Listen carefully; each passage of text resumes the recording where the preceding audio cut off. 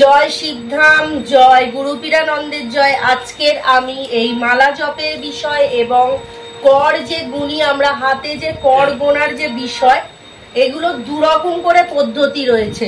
এক হচ্ছে মালা জপেরও দুরকম পদ্ধতি রয়েছে, আর কর গোনারও কিন্তু দুরকম পদ্ধতি রয়েছে। তো প্রথমে আমরা কি করব, যেটা হচ্ছে গুরুদেব যেটি আমাদের বলেছে সেই লিঙ্কটা আমি ডিসক্রিপশনে দেবো, অবশ্যই আপনারা দেখবেন। তো আমাদেরকে প্রথমে আসন পেতে নিতে হবে ঠাকুরের কাছে, ঠিক আছে? তো এটা আমি দেখানোর জন্য আমি এভাবে বসেছি। আপনারা ঠাকুরের সামনাসামনি যখন বসবেন তখন কিন্তু এইভাবে আপনারা আসন পেতে নেবেন, ঠিক আছে? আসনটা পেতে নিলেন, আর সেটা আপনারা কিন্তু মহিলাদের ক্ষেত্রে আমি বারবার বলবো দুটো আসন করবেন, কারণ হচ্ছে পিরিয়ড অবস্থার সময় যে আসনে নিত্য পুজো করেন বা নিত্যদিন বসে আপনারা নিয়ম করছেন, ধ্যান জপ করছেন, সেই আসন পিরিয়ডের সময় করবেন না। তার জন্য আলাদা একটা আসন করবেন। আসনটি যদি লাল হয় তো ভীষণই ভালো, তাছাড়া সেরকম ভাবে কিছু বলা নেই, কিন্তু আসন যে কোনোই নেওয়া যেতে পারে, তবে লাল হলেও বেশি ভালো হয়। তো সেইভাবেই আপনারা নিয়ে নেবেন। আসন যেরকম এখানে লাল রয়েছে দেখতে পাচ্ছেন, ঠিক আছে? আসন নিয়ে কোনো সমস্যা নেই, যে কোনো আসন নেওয়া যেতে পারে। তারপরে আরেকটি বিষয় হচ্ছে আসনটা আমরা পেতে আসনের উপর যখন আমরা বসলাম, বসার পর আমরা আসনকে আগে প্রণাম করে নেব। এই যে আসনটি দেখতে পাচ্ছেন, আসনটিকে আমরা প্রথমেই কিন্তু প্রণাম করে নেব, ঠিক আছে? তারপরে আমরা বসে গেলাম। বসার পরে আমাদেরকে কি করতে হবে, আমাদেরকে এখানে দেখুন পদ্মাসনে কিন্তু বসতে হবে, ফুল পদ্মাসন, ঠিক আছে? এখানে আমাদের যে ডান পা রয়েছে সেই ডান পা ওপর দিকে থাকবে।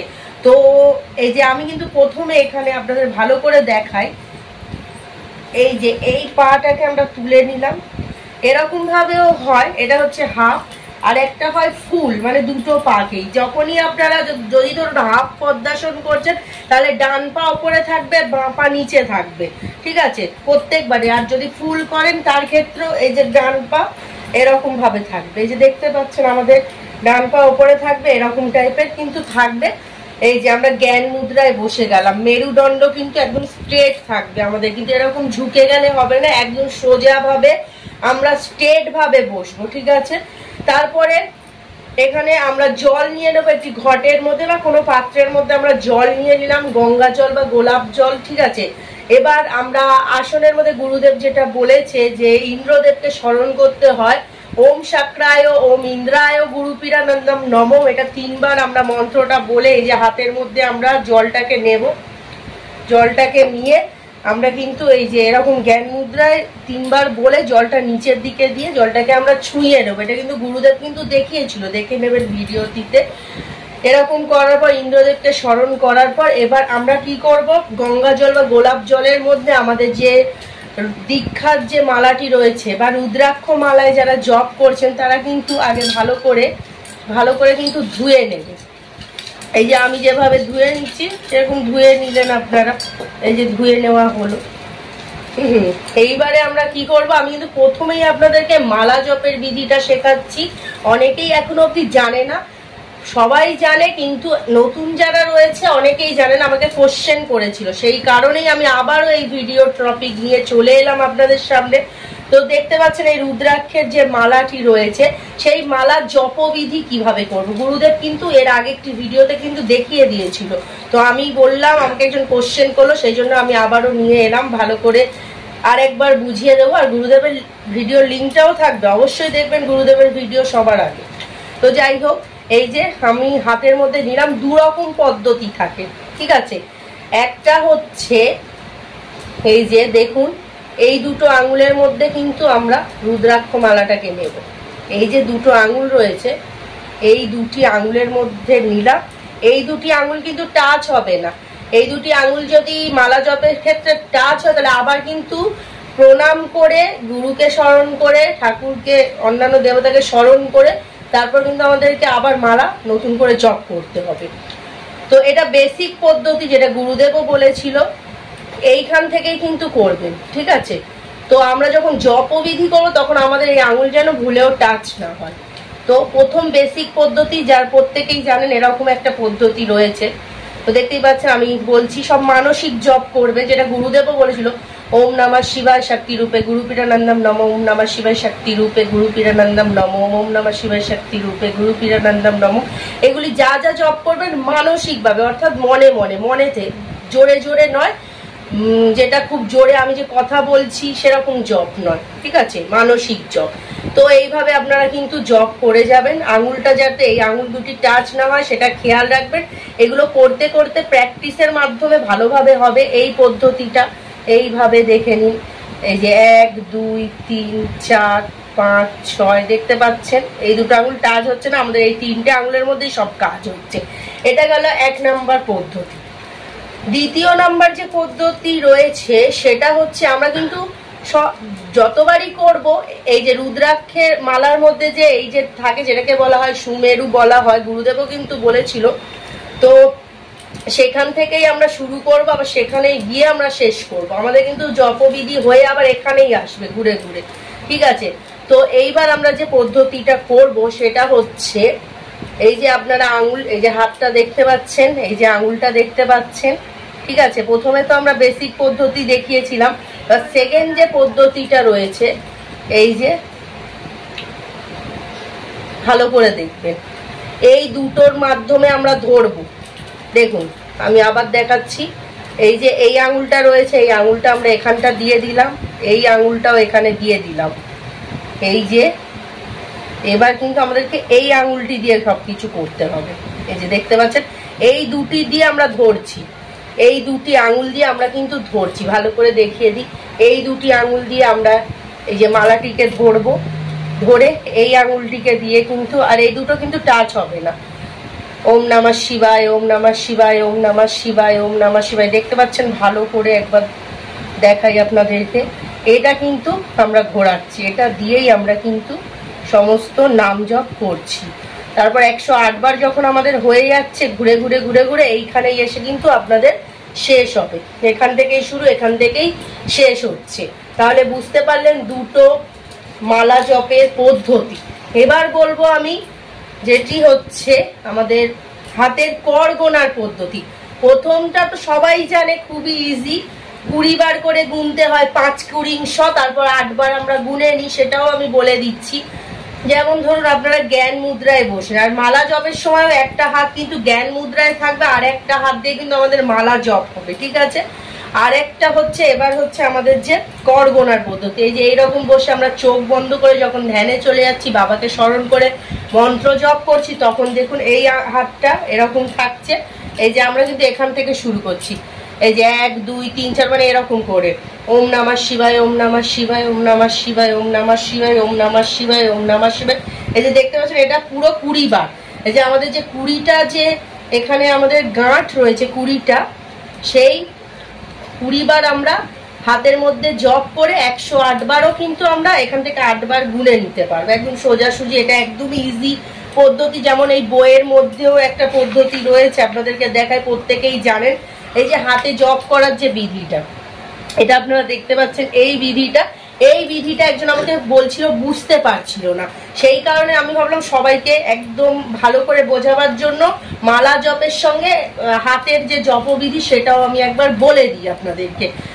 তো এবার আমি বলবো এই বিধিটা ভালো করে, মানে এই যে আমাদের মালা জপের যে বিধিটা রয়েছে বা এই নিয়মটি রয়েছে, সেটা আমি ভালো করে বোঝাবো। প্রথমটা তো একদমই ইজি, কিন্তু সেকেন্ডটা একটু টাফ। বলতে যারা জানে না, আমিও প্রথমে জানতাম না, আমি এই বই দেখেই শিখেছি, কারোর কাছ থেকে শিখিনি।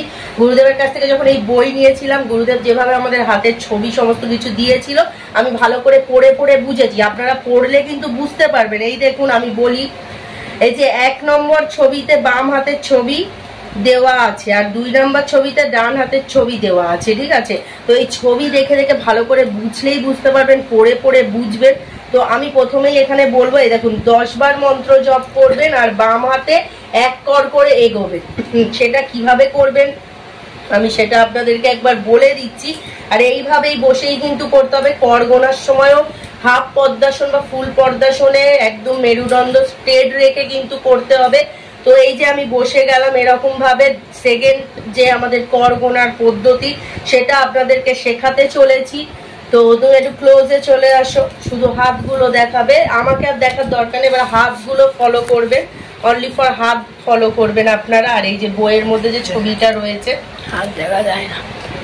তো আমি এইভাবেই বসলাম। আমি এবার আপনাদের বোঝাবার জন্য হাতটা কাছে করে নিচ্ছি। আর একটা বিষয় আমি বলে দিই, এই যে রুদ্রাক্ষ মালাটা আমি বোঝানোর উদ্দেশ্যে কিন্তু এরকম বড় মালা নিয়েছি। এত বড় যারা পারবেন না, অনেক সময় এত বড় মালা হাতে জপ করতে প্রথমে অসুবিধা হবে, তো আপনারা ছোট সাইজের রুদ্রাক্ষ মালা নিয়ে নেবেন। এত বড় মালা হয়তো হাতে ব্যথাও করে, অনেক সময় হয় না, তো তাড়াতাড়িও নাও হতে পারে। তো সেই জন্য ছোট ছোট যে রুদ্রাক্ষের মালা হয় সেটা আপনারা নিয়ে নেবেন। ছোট রুদ্রাক্ষের মালা একদম ছোট সাইজের হয় দেখবেন। তো যাই হোক, এবার আমি কর গোনার বিধিটা বলছি, যেটা হচ্ছে আমরা হাতটা নিয়ে নিলাম। এই যে দুটো হাত দেখতে পাচ্ছেন, প্রথমে আমার থাকছে জ্ঞান মুদ্রা। এই জ্ঞান মুদ্রায় থাকলো। এবার আমি 1 নাম্বার যেটা শুরু করছি ডান হাত থেকে। এই দেখুন, এই যে এখান থেকে শুরু করব। এই যে ভালো করে দেখবেন, 1 2। আমি আর মন্ত্র জপ করছি না, বোঝানোর জন্য। ওখানে ছবিতেও সেই লেভেলে আছে, মানে সেইভাবেই আছে। 1 2, এই যে দেখুন, 1 2 3 4 5 6 7 8 9 10। এবারে কিন্তু আমরা যখন যে প্রথম জবটা করেছিলাম 1 2 3 4 করে সব করগুলো গুনেছিলাম, কিন্তু এটার ক্ষেত্রে সব কর গোনার দরকার নেই। 10 বার করতে হবে, এটা একদমই আলাদা। ওটা 20 বার বলে ওইভাবে আমরা করেছিলাম, এটা কিন্তু 10 বার করে করতে হবে। তো 10 বার বলতে যেমন হচ্ছে এখানে যতবার 10 বার হবে এখানে সেভাবে আমি বুঝিয়ে দিচ্ছি আপনাদেরকে। ধরুন এই যে শুরু করলাম, আবার বলছি, এই যে 1, এই যে এইখান থেকে কিন্তু 1 হবে, 1 2 3 4 5 6 7 8 9 10। এই 10-এ যখন গেলাম তখন আমাদের এই যে বাঁ হাতের একটা কর এই যে নেমে এলো, মানে আমাদের একবার হয়ে গেল। এটা কিন্তু আমরা বোঝার উদ্দেশ্যে 1 2 করে যে বুঝবো সেটা 1 হয়ে গেল। এবার আমরা আবার 2 2 মানে এই একই ভাবে করবো, 1 2 3 4 5 6 7 8 9 10 হয়ে গেল 10। এবার একটা কর এই দেখুন নেমে যাচ্ছে। এখানে যেটা বলা হয়েছে আমি লাস্টে পড়ে বলে দিচ্ছি, ঠিক আছে? এই 10 নাম্বার ঘরে গিয়ে যে এটা হলো 2 বার জব হলো, ভালো করে বুঝবেন, 2 বার হলো। এবার 3 বার জব, আবার আমি ভালো করে পুরো দেখিয়ে দিচ্ছি, 1 2 3 4 5 6 7 8 9 10। এই যে আমাদের এই একটা কর এইদিকে চলে গেল, আমাদের হাত এই আঙুলটা এদিকে চলে এলো, মানে 3 বার জব হয়ে গেল। ব্যাস 30 বার, 3 10 30, বুঝতে পারছেন? 3 10 30। আবার 4 নাম্বারে যাচ্ছি, 1 2 3 4 5 6 7 8 9 10। এই একটা কর আমাদের হাতে উঠে গেল, মানে উপরে উঠছে। এটা হলো 4, মানে 40। আবার 1 2 3 4 5 6 7 8 9 10। এই যে আমাদের আরেকটা ঘর গুনে গেল, তাহলে হয়ে গেল 5, মানে 50। আবার 1 2 3 4 5 6 7, এই যে 7 হলো, 8 9 10। এই যে আরেকটা আঙুলে আমাদের হাত চলে এলো, মানে 6 বার হলো 60। 1 2 3 4 5 6 7, 7 হলো, এই যে 7 8 9 10 10। এই যে আরেকটা কর আমাদের সরে গেল, মানে হয়ে গেল এখানে 7 7 10 70। 1 2 3 4 5 6 7 8 9 10। এই 8, 1 2 3 4 5 6 7 8 9 10। এই যে 9, মানে 90। 1 2 3 4 5 6 7 8 9 10। এই যে 10-এ একদম লাস্টে গিয়ে 10-এ স্টপ হলো, মানে 100 হয়ে গেল। 90, এই যে 100, এটা 100 হয়ে গেল এইভাবে। এইবার আমরা 8, মানে 8খানা যে করব সেটা আমাদের কিন্তু এরকমই থাকবে। আমাদের এই ডান হাতেই আবার করতে হবে। এই যে 1 2 3 4 5 6। আমাদের এটা কিভাবে করতে হবে, এটা তো এখানে আছে। এবারে আর এখান থেকে করবো না, আমরা এখান থেকে গুনবো। এই যে 1, এখান থেকে 1 গুনবো, 1 2 3 4 5 6 7 8।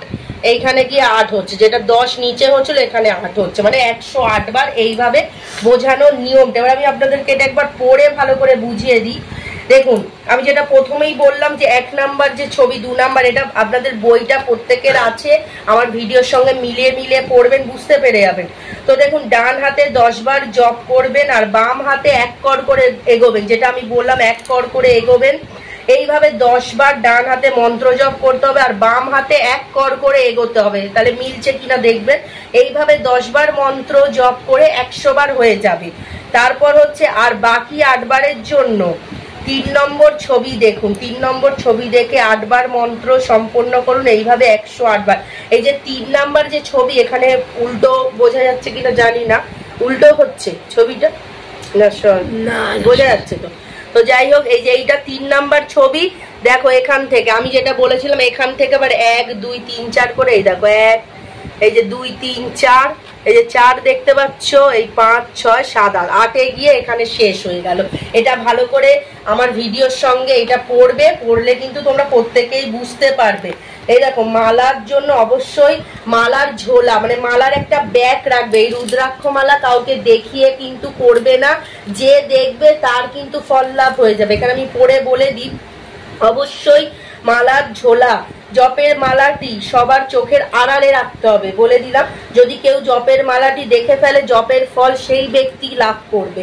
কিভাবে মালা জপ করব? মালার ব্যাগটি অবশ্যই গলায় ঝুলিয়ে নেব, আর খেয়াল রাখতে হবে যে মালা যেন নাভির নিচে না যায়, মানে নাভির নিচে যেন না যায়, আমাদেরকে একদম বুকের কাছাকাছি কিন্তু করতে হবে। এই যে এইভাবে, এইভাবে, আর পায়েও যেন না লাগে। এবার এর থেকে ছোট মালা আরো উঁচু হবে। তো এই যে নাভির নিচে যেন না যায়। জপ করার আগে মালায় গঙ্গা জল, গোলাপ জল ভালো করে ধুয়ে নিতে হবে, আর এবং যার কাছে যেরকম বিগ্রহ আছে সেই বিগ্রহের পায়ে ছুঁয়ে কপালে ঠেকিয়ে মালা জপ করতে হবে। কপালে ঠেকিয়ে নেবেন, ঠিক আছে? মালা জপের পদ্ধতি, হাতের কনিষ্ঠা, পাশের আঙুল দুটি, মধ্যমা অনামিকা দিয়ে জপের মালা ধরতে হবে। এই যে কনিষ্ঠা আঙুল, যেটা আমি আপনাদেরকে দেখিয়ে দিলাম, তো এই দুটি আঙুল যেন না হয়, গুরুমুখী আঙুল যেন না লাগে। যদি লাগে, টাচ হয়, তাহলে আমাদেরকে আবার প্রণাম করে আবার প্রথম থেকে কিন্তু আমাদের করতে হবে, ঠিক আছে? তো এই হচ্ছে আমাদের মালা জপের বিধি। আর আপনারা যে আসন শুদ্ধিকরণের বিধিটাও একবার আপনাদের বুঝিয়ে দিই। আসন খুব বেশি উঁচুতে হবে না। আমরা স্নান করে শুদ্ধ বস্ত্রে শুদ্ধ আসন পাতবো, সেই আসন যেন অন্য কেউ না, হ্যাঁ আরেকটা বিষয়, এই যে আমাদের যে আসনটি, সেটা নিজের একদম পার্সোনাল আসন হবে, অন্য কেউ যেন না বসে। বাড়ির যারা যারা মালা জপ বা ধ্যান জপের বিধি করছে, তাদের প্রত্যেকের যেন আলাদা আলাদা আসন থাকে। যে যার নিজের নিজের আসন ব্যবহার করবেন। আসনটা অবশ্যই লাল অথবা হলুদ হতে হবে। আমি প্রথমেই আপনাদের বলে দিচ্ছি, লাল অথবা হলুদ। তারপরে কি বলা হয়েছে, এই যে যেটা আমি প্রথমেই বলে দিচ্ছি, সেগুলো সব লেখা রয়েছে। মন্ত্রটি বলে ডান হাতে গঙ্গা জলে 3 বার ফু দিয়ে, যে ওম শাক্রায়, ওম ইন্দ্রায়, গুরু পীরানন্দম নমঃ যে মন্ত্রটি, সেটা আপনাদের 3টে হাতে, মানে আমাদেরকে হাতের মধ্যে 3 বার ফু দিয়ে জলটা, তারপর আমাদেরকে আসনের নিচে রেখে প্রণাম করতে হবে, আঙুল কপালে ঠেকাতে হবে এবং একটু জল আঙুল করে কপালে ঠেকাতে হবে। এইভাবে আসন শুদ্ধি করতে হবে। তো এই বইটা যাদের রয়েছে তারা অবশ্যই পড়ে পড়ে করবেন। আর যারা ধরুন, আমি বলছি কেন আমি ভিডিও বানাই, যারা একদমই পড়াশোনা জানে না তাদের উদ্দেশ্যে আমি বলে বলে ভিডিও বানাই, যাতে তারাও ভালো করে বোঝে, এবং যারা পড়াশোনা জানে তারাও যাতে বিধিগুলো বোঝানোর জন্য। কেন অনেকে আছে কি বলুন তো, বই পড়ে ভালো করে বুঝতে পারে না, সেই কারণেই আমি বোঝাবার জন্য একই কথা বারবার করে বলি। তো সেই নিয়ে আবার অনেকে বলে যে একই কথা বলে কেন, আমি এটা বুঝিয়ে বলি আপনারা যাতে ভালো করে বুঝতে পারেন। কারণ আমি নিজে এক সময় একবার কেউ বোঝালে বুঝতে পারতাম না, সেই জিনিসটাই আমি চেষ্টা করি যে আমার মতো অনেক মানুষ রয়েছে যারা একবার বললে কিন্তু শর্টকাটে বুঝতে পারবে না, তাই জন্য আমি বারবার করে কিন্তু বোঝাই। আর একটা বিষয় বলবো, গুরুদেব যেভাবে বোঝায়, ওনার একবার বোঝানোতেই কিন্তু আমরা ভালো করে বুঝে যাই, এটা আপনারা মানতেই হবে। গুরুদেবের বোঝানোর ধরন সম্পূর্ণ আলাদা, ঠিক আছে? তো যারা বুঝতে পারবেন না তারা অবশ্যই গুরুদেবের ভিডিও কিন্তু অবশ্যই ফলো করবে। আমি এখানে লিঙ্ক দেব, এখানে ওই লিঙ্ক কিন্তু অবশ্যই আগে গুরুদেবের ভিডিও অবশ্যই দেখবে। বারবার বলবো, গুরুদেবের চ্যানেলটি সবাই ফলো করবেন, শিবধাম সরকার, এবং গুরুদেবের যে গুরুপীর চ্যানেল বলে সার্চ করলে ভূত প্রেত জিন জিন্নাত গুরুপীর যেটা আসে ওটা।